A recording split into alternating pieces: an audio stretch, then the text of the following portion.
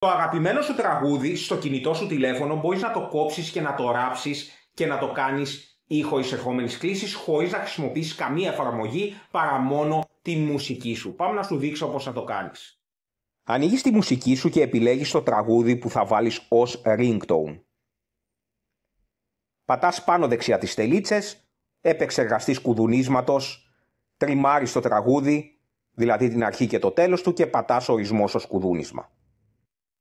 Αυτό το Bluetooth έχει μια δυνατότητα που θα σε βολέψει πάρα πολύ. Δείχνει τον αριθμό που σε καλεί. Έτσι, αν δεν θέλεις να απαντήσεις, μπορείς να απορρίπτεις τις κλήσεις. Μπορείς να το βρεις Κεφαληνία 49 στην Κυψέλη ή στο ηλεκτρονικό μας κατάστημα www.iandroid.gr.